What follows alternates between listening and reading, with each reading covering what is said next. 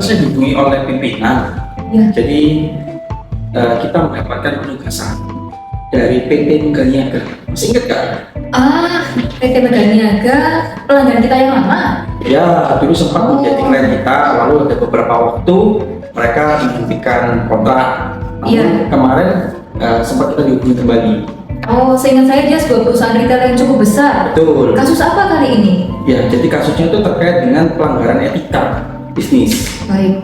Apakah kita butuh bantuan teman-teman yang lain untuk membahas kasus ini, Arif? Ya, jadi kita nanti akan menganalisa dari sudut pandang hukum dan manajemen. Jadi untuk teman-teman yang dari hukum, kita bisa panggil dulu kali ya. Boleh? Mari kita panggil teman-teman dari tim hukum dulu ya. Ya, Yuni, Gaston, Ivana, Michelle.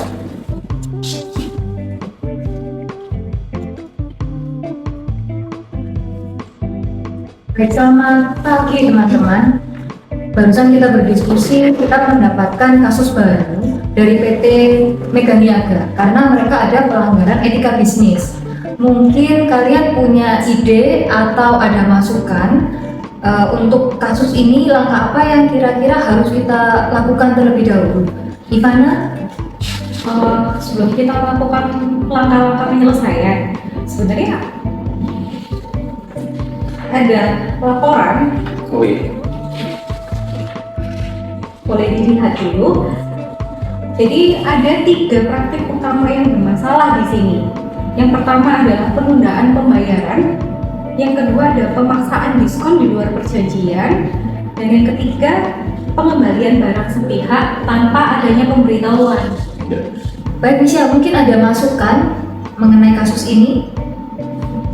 Dari sudut pandang hukum, kita perlu memeriksa beberapa aspek. Misalnya yang pertama, kontrak-kontrak yang diadakan oleh PT Meganiaga dengan antara lokasinya, lalu apakah ada klausul yang dilanggar oleh mereka. Baik. Benar sekali Michelle, selain itu kita harus mempertimbangkan Undang-Undang Nomor 5 tahun 1999 tentang larangan praktek monopoli dan persaingan usaha tidak sehat. Di samping itu juga ada Undang-Undang Nomor 20 tahun 2008 tentang usaha mikro, kecil, dan menengah. Di dalam undang-undang tersebut terkandung informasi mengenai perlindungan bagi UMKM. Ya, saya setuju sampai yang disampaikan oleh Michelle, Ivana, Gaston, dan Yuni. Jadi kita perlu juga untuk mempertimbangkan cara lain seperti mediasi dan arbitrase sebelum kita membawa kasus ini ke tingkat pengadilan. Seperti itu ya. Baik, bagaimana Ivana? Dari saya setuju. Saya akan fokus pada penelitian presiden hukum yang memang benar relevan dengan kasus-kasus ini. Kalau dari saya sendiri, saya akan mempersiapkan argumen hukum berdasarkan UU anti monopoli dan persaingan usaha tidak sehat. Bagaimana kalau saya menyiapkan strategi mediasi sebagai langkah awal? Saya akan berfokus pada aspek perlindungan UMKM dan tentu saja pemanfaatan undang-undang yang ada untuk memperkuat kasus kita ini.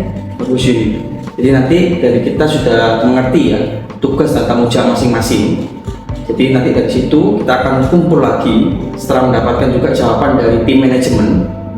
Dari situ kita akan menggabungkan sehingga jawaban itu akan menjadi jawaban yang komprehensif dan pasti dan dapat kita sajikan kepada klien kita. Apakah semua setuju? Setuju. Baik.